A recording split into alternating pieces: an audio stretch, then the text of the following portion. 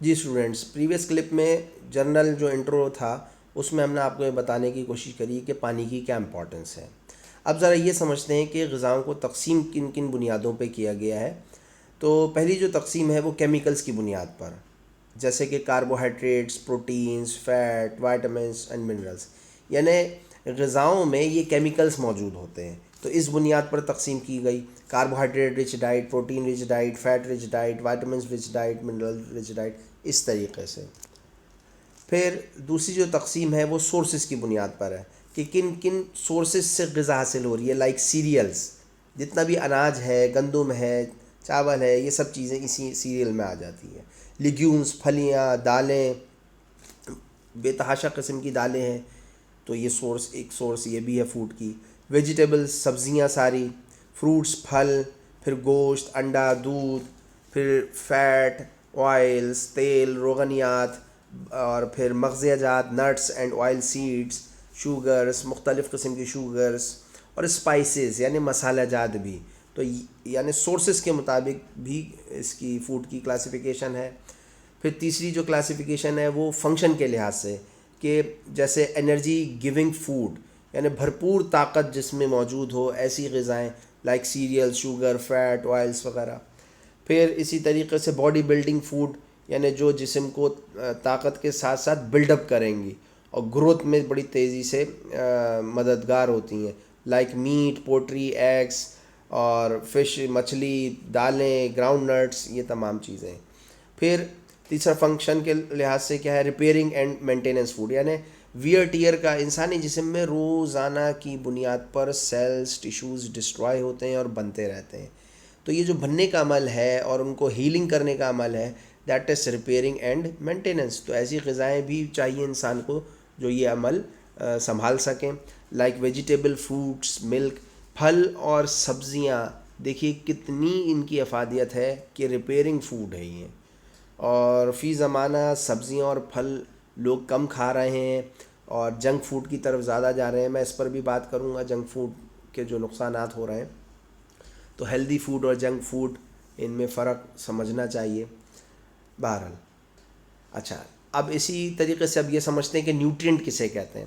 Organic and in organic materials found in food that give energy and helps in growth and development.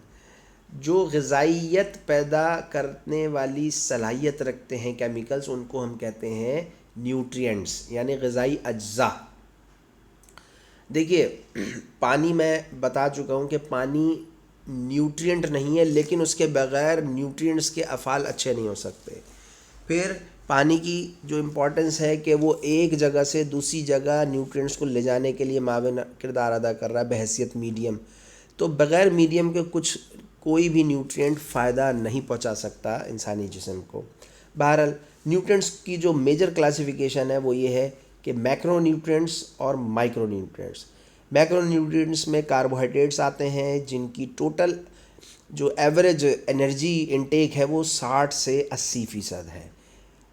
Proteins کی 7 سے 15% ہے، اور fats کی جو ہے وہ 10 سے 30% ہے۔ اس سے مراد یہ ہے کہ ہمیں پورے دن میں جو کاربوہائیڈریٹ سے جو انرجی آتی ہے یا جو لینی چاہیے ہمیں انرجی، وہ 60 سے 80% ہے، اور پروٹین 7 سے 15% ہے، اور فیٹ جو ہے وہ 10 سے 30% ہمیں دن میں انرجی دے سکتا ہے۔ اور اسی طریقے سے مائکرو نیوٹرینٹس جن کی مقدار ڈیلی بیسس پر کم چاہیے ہوتی ہے، لیکن ان کی امپورٹنس بھی اپنی جگہ پر ہے، ان کی کمی سے بھی بیماریاں پیدا ہو سکتی ہیں۔ تو وائٹامنز اور منرلز یہ مائکرو نیوٹرینٹس کہلاتے ہیں، اور ان دونوں کا، مائکرو اور میکرو کا جو ایک کمبینیشن ہے، وہ ہمیں لے کے جاتا ہے بیلنس ڈائٹ کی طرف۔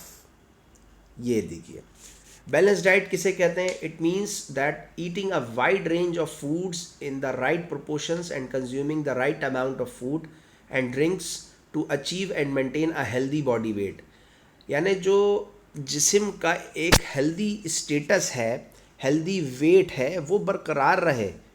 اگر اس طریقے سے ہم کوئی غذا کا استعمال کر رہے ہیں تو وہ بیلنس ڈائٹ کہلائے گی۔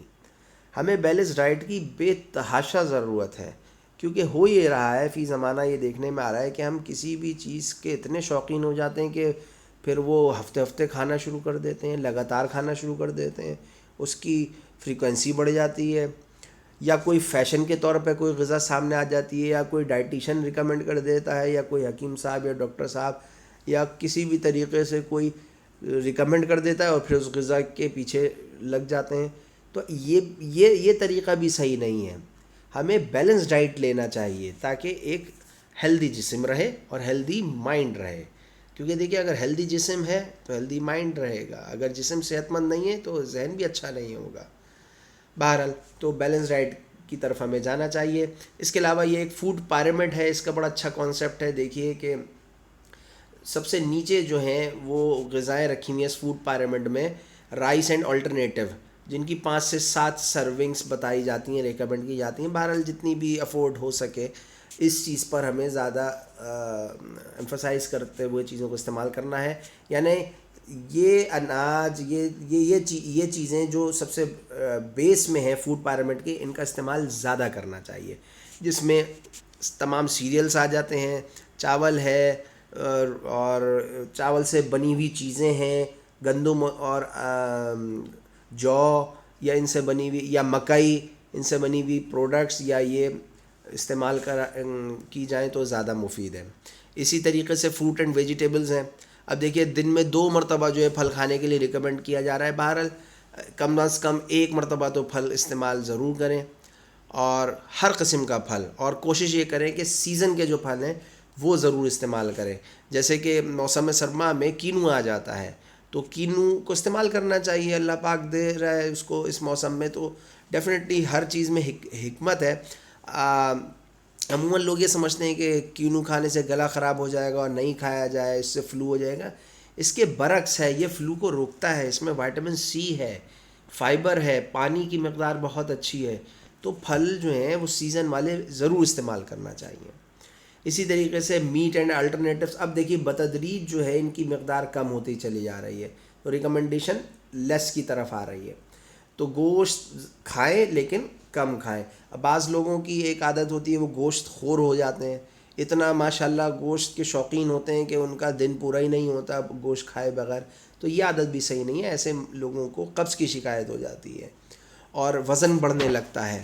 پھر عمر کے ساتھ ساتھ اگر یہ عادت پکی ہو جائے اور تبدیلی نہ آئے تو پھر کارڈیو ویسکولر پرابلمز آنا شروع ہو جاتی ہیں، کولیسٹرول کی پرابلم آنا شروع ہو جاتی ہے، بلڈ پریشر ہائی ہونا شروع ہو جاتا ہے، گردے متاثر ہونا شروع ہو جاتے ہیں، ذہن کند ہونا شروع ہو جاتا ہے، ذہنی صلاحیت میں کمی آنا شروع ہو جاتی ہے، اور غصہ زیادہ آتا ہے، ان کو چڑچڑا پن ہو جاتا ہے، ہائپر ٹینسو رہتے ہیں، موڈ بہت ان کا ایگریسو ہونا شروع ہو جاتا ہے. تو ایک نارمل اعتدال سے گوشت کا استعمال کرنا چاہیے.